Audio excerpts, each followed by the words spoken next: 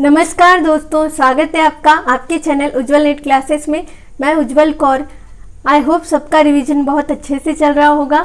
आज के इस वीडियो में मैं जो 17 को एग्ज़ाम देने जा रहे हैं यानी कि कल, उनके लिए कुछ इम्पॉर्टेंट इंस्ट्रक्शंस बताने वाली हूँ जो एडमिट कार्ड पर दी गई है। क्योंकि इस बार जो एडमिट कार्ड आया है वो 4 पेजेस का है। जो फ्रेशर्स होते हैं उनके मन में ऑलरेडी बहुत सारे सवाल होते हैं और ऊपर से अभी जो कोविड-19 चल रहा है इसकी वजह से बहुत सारी नई बातों का अपने ध्यान रखकर जाना है। आई नो कि बहुत सारी शिफ्ट्स हो गई हैं अभी और कुछ बाकी भी है। और हमारे जो म्यूज़िक सब्जेक्ट के स्टूडेंट्स रहेंगे उनका 5 नवंबर को एग्ज़ाम है। उन्होंने भी इस वीडियो को देखकर जाना है एग्ज़ाम से पहले। और अभी जो बाकी शिफ्ट्स हैं उन्होंने भी इस वीडियो को देखकर जाना बहुत ज़रूरी है। अगर आपके मन में और भी कोई सवाल रहता है एडमिट कार्ड को लेकर तो आप मुझे कमेंट बॉक्स में पूछ सकते हैं। तो चलिए शुरू करते हैं आज की ये वीडियो।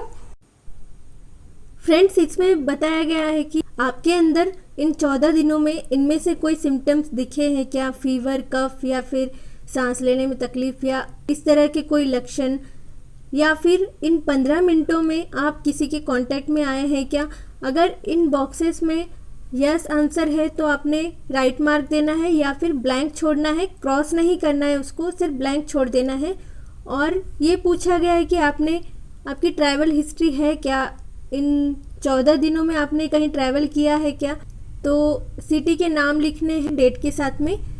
और यहाँ पर दिया गया है, ये बहुत ही इम्पोर्टेंट है, इसे ध्यान से देखिए। यहाँ पर कैंडिडेट्स फ़ोटो कहा गया है। तो यहाँ आपने एक फ़ोटो लगानी है, घर पर ही लगा कर जानी है। और यहाँ in advance before reaching the centre except candidate signature, यहाँ पर मैंने हाईलाइट भी किया है इस पॉइंट को। तो यहाँ आपने सिर्फ साइन नहीं करनी है, candidates left hand thumb impression यानी कि लेफ्ट हैंड का आपने यहाँ पर थंब इम्प्रेशन लगाना है अच्छे से। और कैंडिडेट्स पेरेंट सिग्नेचर, तो यहाँ पर आपने पेरेंट का सिग्नेचर भी लेकर जाना है घर से ही। तो कुछ स्टूडेंट्स पूछते हैं कि दोनों का भी चाहिए या सिर्फ एक का, किसी भी एक का चलेगा। और कुछ लेडीज़ पूछते हैं कि अगर पेरेंट्स नहीं रहते पास में तो हस्बैंड का चलेगा क्या। तो कोई भी गार्डियन जो होंगे आपके उनकी साइन चलेगी। और सिर्फ यहाँ पर आपने जो साइन कैंडिडेट सिग्नेचर कहा गया है वो इन्विजिलेटर के सामने करनी है, घर पर उसे साइन नहीं करना है, इस बात का आपने ध्यान रखना है। तो आगे देखते हैं, यहाँ पर कुछ इम्पॉर्टेंट इंस्ट्रक्शंस बताई गई हैं। तो मैंने यहाँ पर टिक किया है जो आपको मतलब आपके लिए इम्पॉर्टेंट है, उनको मैंने टिक भी किया है और हाईलाइट भी किया है।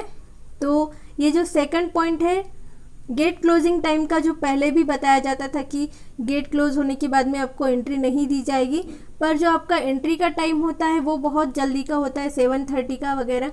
तो आपने उस टाइम पर नहीं जाना है, बस ये कहा गया है कि आप तब जा सकते हैं, तब से शुरू है एंट्री, पर गेट क्लोज होने के टाइम के बाद में आप अंदर एंट्री नहीं कर पाएंगे। और जो 5वां पॉइंट है कि all candidates are required to download and carefully read the instructions, यही कहा गया है कि आपने सभी इंस्ट्रक्शंस पढ़कर आना है और उनको फॉलो करना है कोविड-19 की वजह से।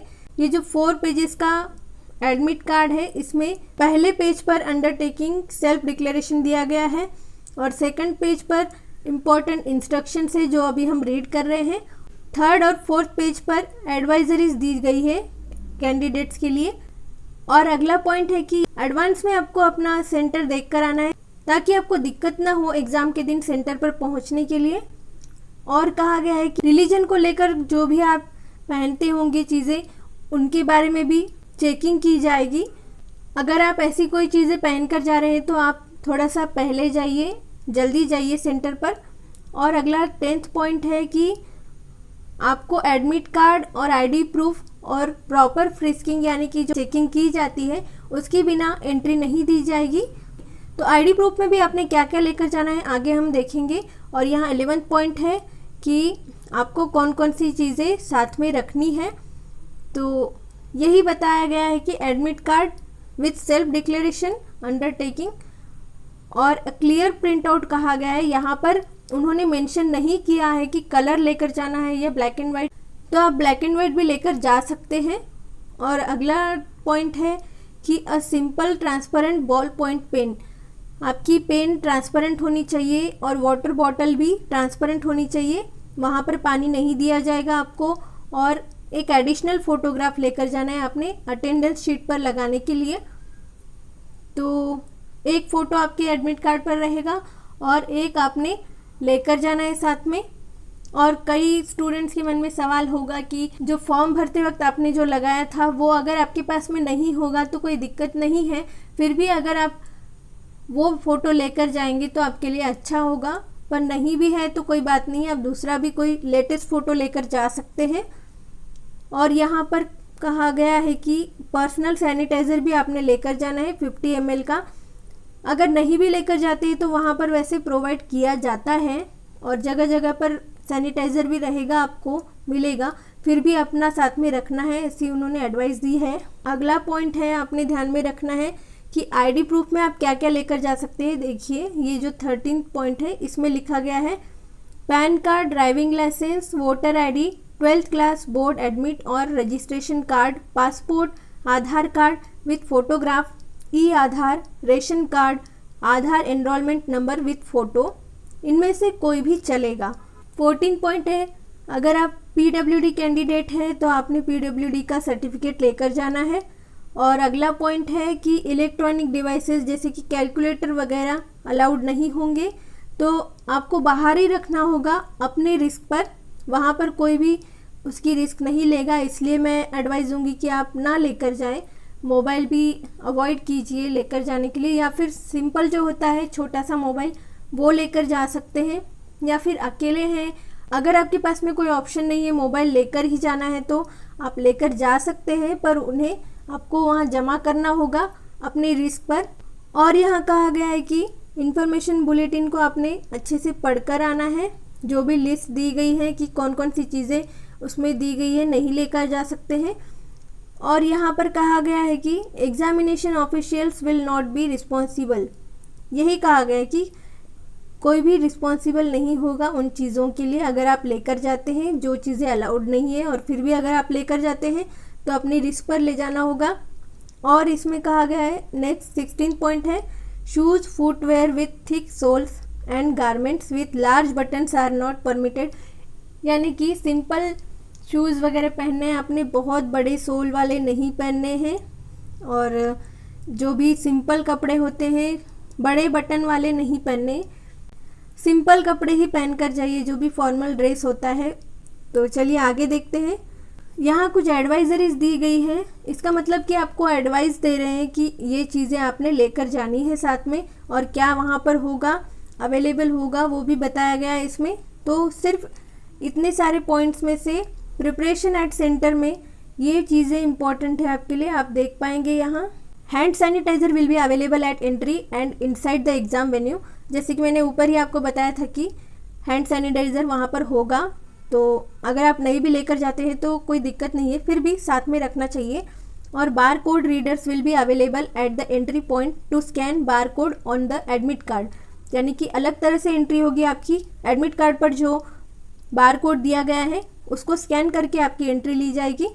The lab number will be informed to the candidate at this point, यहाँ पर आपको आपके लैब का नंबर यानी कि कौन से हॉल में आपका नंबर है वो बताया जाएगा, पहले की तरह कागज़ पर नहीं लगाए जाएंगे सीट नंबर। तो इस तरह से आपकी एंट्री होगी बार कोड के ज़रिए। और अगला पॉइंट है 6 की रफ शीट्स आपको मिलने वाली है वहाँ पर। तो चलिए देखते हैं आगे। प्री एग्ज़ाम प्रिपरेशन, यानी कि आपने एग्ज़ाम से पहले क्या प्रिपरेशन करनी है, ये भी सब ऊपर मैंने आपको बताया था कि एडमिट कार्ड और आईडी कार्ड, और आईडी कार्ड में क्या क्या लेकर जाना है वो भी बताया था। और बॉल पॉइंट पेन भी ट्रांसपेरेंट लेकर जाना है, और एडिशनल फ़ोटोग्राफ लेकर जाना है अटेंडेंस शीट पर लगाने के लिए। और पर्सनल हैंड सैनिटाइज़र 50 ml की बोतल और पर्सनल ट्रांसपेरेंट वाटर बॉटल भी लेकर जानी है। और एंट्री के वक्त कौन सी बातों का ध्यान रखना है वो कहा गया है यहाँ पर कि आप जो मास्क पहन कर जाएंगे वो उतार दिया जाएगा, और 3 प्लाई मास्क बिफोर एंट्री वो आपको ऑफर किया जाएगा। तो वहाँ जो आपको प्रोवाइड किया जाएगा वही मास्क आपने पहनना है, तो आपने जो पहना है वो निकाल दिया जाएगा, इसलिए कोई कॉस्टली मास्क आप पहन कर ना जाएं, वहाँ जो दिया जाएगा वही आपको पहनना है पूरे एग्ज़ाम में। इस लास्ट पेज पर वही सब बातें रिपीट की गई है ड्यूरिंग एग्जामिनेशन और आफ्टर एग्जामिनेशन। आपको जो रफ शीट्स दी जाएगी वो अपने साथ में नहीं लेकर आनी है, और वहाँ पर जो एक बॉक्स रहेगा उसमें ड्रॉप कर देनी है। अगर साथ में लेकर जाते हैं तो डिस्क्वालीफाई कर दिया जाएगा कैंडिडेट को।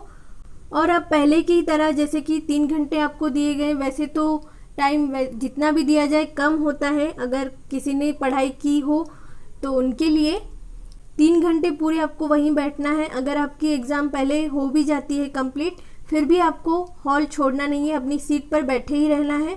और जो इंस्ट्रक्शंस देंगे इन्विजिलेटर, उसके बाद में ही आप वहाँ से मूव कर सकते हैं। यही कुछ इम्पोर्टेंट बातें थी आपको ध्यान में रखनी है एग्ज़ाम को जाने से पहले। और ऑल द बेस्ट सभी को। तो यही थी कुछ इम्पोर्टेंट इंस्ट्रक्शंस जो आपको एग्ज़ाम को जाने से पहले ध्यान में रखनी है। अगर आप इस चैनल पर न्यू हैं तो चैनल को सब्सक्राइब कर लीजिए इसी तरह की कुछ इम्पोर्टेंट चीज़ें जानने के लिए। अगर वीडियो पसंद आया हो तो लाइक कर दीजिए, शेयर कर दीजिए। And thanks for watching.